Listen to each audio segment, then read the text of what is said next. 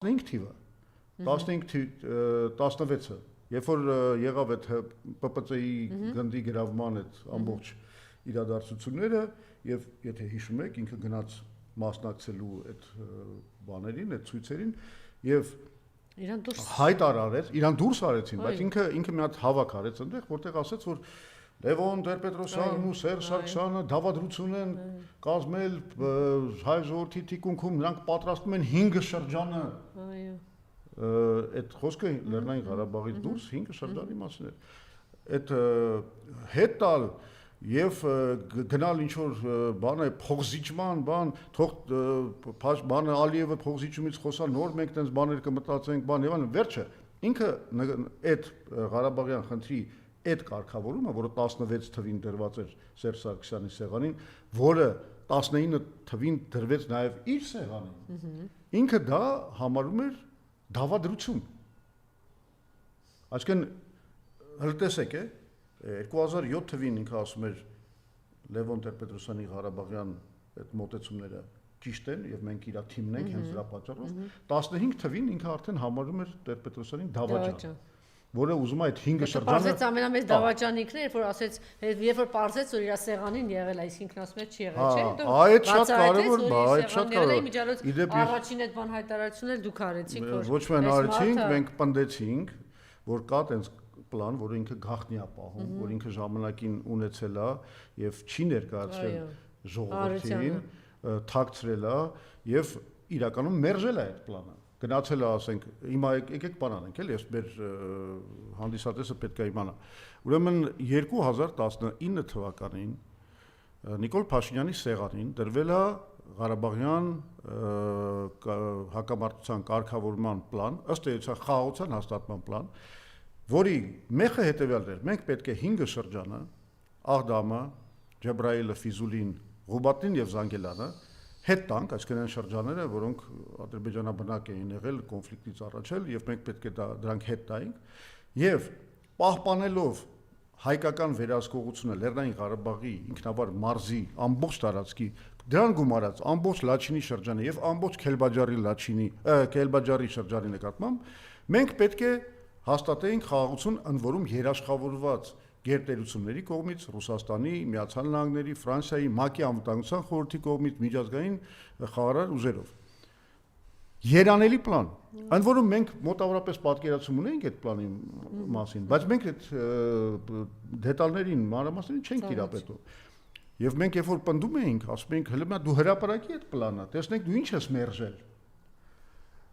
Ինքը երբ որ հրապարակեց, ասեմ, ես զարմացած էի, որովհետև ես չգիտեի, որ այդքան լավ պլան ա եղել, այդքան երանելի պլան ա եղել, որովհետև ասում եմ մենք ըստ էության Ղարաբաղը դառնում էր միջազգային իրավունքի սուբյեկտ։ Ինչի՞ այդ փուլում չգնաց դրան, որ այդպիսի պայմաններ կար եւ հետո գնաց տեղին է ժամանակ առ ժամանակ հիշել 5 միլիարդի մասին, որ շրջանառվում է վերցրել է 5 միլիարդ Նիկոլը։ Այդ 5 միլիարդն էլ այսինքն ծախել է 5 միլիարդ։ Այդ որ ասում ես գժի տեղից դրեցի դուս եկա, բա։ Այդ 5 միլիարդը հետեւյալ խոսակցությունն ա եղել։ Ուրեմն Պուտինը ու կարծեմ Լուկաշենկոն, թե Նազարբայևը։ Լուկաշենկոն առաջարկում։ Ասել են, որ բացի նրանից, որ դու այդ կունենաս, այսինքն Ղարաբաղի իր Քերբաջարլաչնով, դու կստանաս նաև 5 միլիարդ դոլար Արցախի զարգացման, Հայաստանի զարգացման համար։ Այսինքն այդ առաջարկը փորձում էին ավելի գայթակղիչ սարքել իր համար։ Դա ոչ թե իր գրպանը պետք է դնեին, դնում էին բանը Լեռնային Ղարաբաղի զարգացման վրա։ Ինչու այդ փուլում չգնաց դրան, որ ասում եք հետո։ Այ հիմա գալիս ենք, նայեք, հնարավոր է երկու վերսիա։ Կամ ինքը ապուշա դրամա թե ծախված դավաճան է։ Կամ ինքը ապուշա, անշնորհքա, տգետա, այսինքն ինքը մտածել է, որ բանա չի կարելի էլի տենց զիջումների գնալ, բան եւ այլն, ժողովուրդը ինձ բան կհոշոտի, բան եւ այլն, կամ այս տարբերակն է։ Կամ կներեք, ես գնալով ավելի հակվում եմ այն տարբերակի, որ ինքը հետապնդել է ինչ որ արդեն նպատակ այդ ժամանակից ինքը ենթարկվել է շատ կոնկրետ հրամանների։ Ինչի եմ ես այդպես կարծում, որտեվ մի հատ էլ հանգամանք կա, որը ինձ հուշում է, դա ես դրա մասին արդեն խոսել եմ, բայց հիմա առիթա խոսենք։ Դուք գիտեք, որ մեր այս ծրագրի, նախընտրական ծրագրի մեխերից մեկը հայ-իրանական երկաթուղու կառուցումն է, որով պետք է զուտ հայկական տարածքով, ասենք Հայաստանը կապվի Զանգեզուրով, Կապանով, չգիտեմ, բանով, Մեղրիով, Ագարակով Իրանի հետ, որը մեզ կտա բազմաթիվ առավելություններ, 1000 անգամ խոսել եմ, եթե պետք լինի էլի կանդրադառնանք այդ թեմանային։ Այդ պլանը եղել է մշակված 2013 թվականին արդեն վերջնական տեսքով China Construction չինական շինարարական կամպանիայի էքսպերտիզան ու այդ ամբողջ մշակումը մեր ձեռքում կա 200 էջանոց փաստաթուղթ 60 թունելով 84 կամուրջով եւ այլն բոլոր հաշվարկները կատարած ամեն ինչ կա այդ պլանը պետք է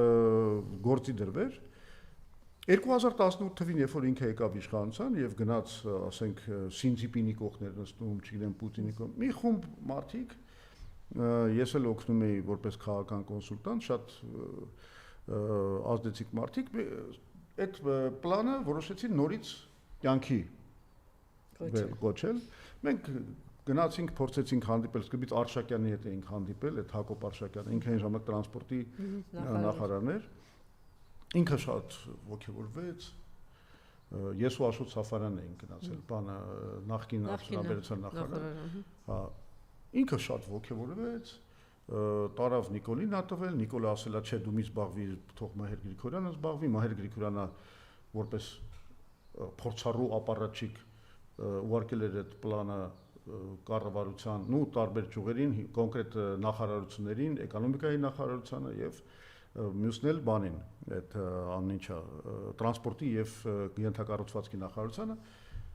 մենք մտանք քննարկումների շարքի մեջ այդ ժամանակ էկոնոմիկայի նախարար փոխնախարար Վարոս Սիմոնյանը նաեւ հայ-չինական միջկառավարական հանձնաժողովի համանախագահն էր Այսինքն նստել ենք մանրամասն հաշվարկնելով ամեն ինչ քննարկել ենք էկոնոմիկայի նախարարությունը ուղղակի հիացած էր Եվ գրել են այդ նամակը, ես այդ նամակը ունեմ։ Հետո դա կասեցվեց։ Գրել են նամակը, որ Մի քիչ կարճ ասենք, որ մյուս հարցերին էլ է, հետո պիտի ինձ ասեք կարճ ասենք, բոլոր անհրաժեշտ հավանությունները ստացվել է, գնացել է Մայր Գրիգորյանի մոտ, եւ այդ պլանը կասեցվել է Նիկոլ Փաշինյանի անձնական որոշմամբ, որը ոչ ոք չի հասկանում ինչի է տենց եղել։ Հետո հասկացանք, չէ՞, հայ։ Այ հիմա ես որ համադրում եմ, երբ որ համադրում եմ 2019 թվի այդ հոյակապ պլանի մերժումը։ Հետո Բոլթոնի գալը։ Հետո դուք ձեր հարցազրույցներից մեկի ժամանակ նկատել էիք, որ այնպես չի որ ձեզ էլ այդպիսի բաներ չէին ասում, չէ՞, Իրանի հետ հարաբերությունները խզել, փակել են ժամանակ, բայց որ ողջամիտ հայ չի հասկանում, դա կեսական նշանակություն ունեցող տարածքի երկրից ուրիշ քայլեր էլ արել։ Բանի այդ Չինաստանի դեմ ինքը քայլեր էլ արել այդ ժամանակ, երբ որ ամերիկացիք ստեղծեցին մի հատուկ Այսինքն ձեր կարծիքով արդեն ինքը 18-ից այդ ուժերի հետ ոչ ոք չի հիշում մի հատ շատ կարևոր բան։ Հիշում այն պրանկստերներին ռուսական գիտեք, այն Վովան եւ Լեքսուսին։ Չէ։ Հայտնի պրանկանողներն են, էլի զանգում են տարբեր պետական գործիչներին, արևմուտքի եւ ասենք ներկայանալով ասենք ինչ որ գործիչ իրանց հետ խոսակցություն են վարում, դա տեսագրում են ցույց է տալիս։ Հա, իհարկե գիտեմ։ Վովան ու Լեքսուսը, հայտնի բան։ Սա մոռացել են այն հայտնի իրանց պրանկը, երբ որ հենց 18 թվականին, երբ որ Նիկոլ Փաշինյանը եկավ իշխանության, իրանք զանգեցին Բորիս Ջոնսոնին, որը այդ ժամանակ Foreign Secretary-ն էր, բանի այդ Միացյալ Թագավորության արտգործնախարարն էր։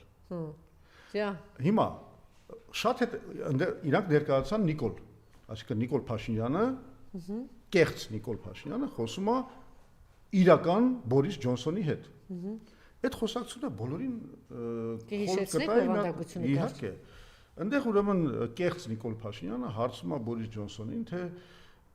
ես ուրեմն sense նոր եմ ընտրվել, բան եւ այլն, հիմա պիտի գնամ Պուտինի հետ հանդիպեմ, մի հատ կարող եք խորհուրդ տալ ոնց վարվեմ Պուտինի հետ եւ այլն եւ այլն։ Եվ Բորիս Ջոնսոնը կարծել է որ դա Նիկոլ Փաշինյանն է։ Իրան խորհուրդներ է տալիս, որոնցից հետևում է որ այդպես ասենք խոսեն մի մարդու հետ, որը քո ազդեցության գործակալն է։ Ասում է ուրեմն այ զգուշ կլինես, Պուտինին չջղայնացնես, Պուտինի հետ այսպես կխոսես, հիմա շատ վտանգավոր է եւ այլն, որ եւ այդ ուղղակի խորհուրդ եմ տալիս այդ բանը նայեք։ Հա, այսինքն ոնց որ քո ազդեցության բանի գործակալի հետ խոսես, այդպես էլ խոսում էր։ Այս բոլորը մոռացել են։ Հիմա ասենք լավ, օքեյ, Վովան Lexus-ը այդ բանն իրանք ասենք FSB-ի հետ են աշխատում, չգիտեմ, բանի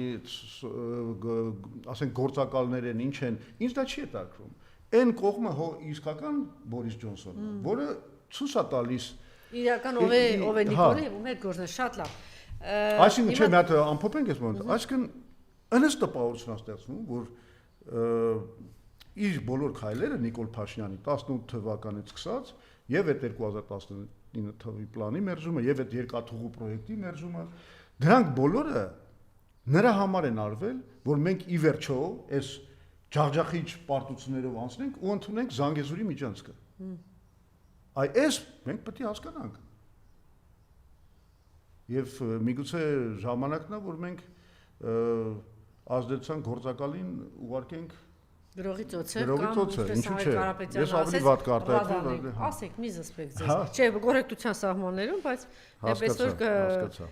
Իսկ թվում է Ժորժ ջան, ամեն մեկը ըստ ձեր երևակայության Բարձրական այդ բառամթերքը ասեմ, ինչ ասեմ, ով է վերել մեր իրականություն։ Ծեփեմ ես ինչ անեմ ներողություն ինչ ասես։ Ես դրա բնութագրերը տվել եմ։ Լափել բառը Ես դրա բնութագրերը տվել եմ։ Շնաբերան, պղծաշուրթ եւ այլն եւ այլն։ Նիկոլ Փաշինյանի մասին ես այդ բոլոր գնահատականները տվել եմ։ Չէ, ինքն է այս հայոյախոսությունը։ Լափելու եմ, ծեփելու եմ, չգիտեմ այս պարակտման այս մտնոլորտը չգիտեմ ժողովրդի մի մասը մյուս մասի դեմ հանելու այս մեծ աղմուկ, մեծ հաշվհատուկ։ Բայց այդ ամեն ինչ տեղավորվում է, եթե դու գնում ես, եթե դու խնդիր ունես քո ազգային շահի դեմ գնալու, բնականաբար դու պետք է գնաս պարակտման, օգտագործես հայհոյախոսությունը, օգտագործես ճամբարավորումը, բնական բան է, էլի, արդեն հետևանք է քո վարած կուրսի։ Բնականաբար։ Իջարած դուք էլ երբեմն մեղմ եք վերաբերում դե հասկանալ է ինչ որ մի փուլում ենք մենք պիտի մեկը մեկին չքննադատի, բայց ես օրինակ չեմ մոռանում, որ այդ բաժանում առաջինը սև ու սպիտակ հիշում եք Հայկո անով մեկը կա, որ ոնց որ թե քաղաքական գործիչ է Ժորժում հիմա էլ մտել է պայքարի մեջ, այդ շատ վտանգավոր բաներ էլի հիմա որ ասեցիք բաժանում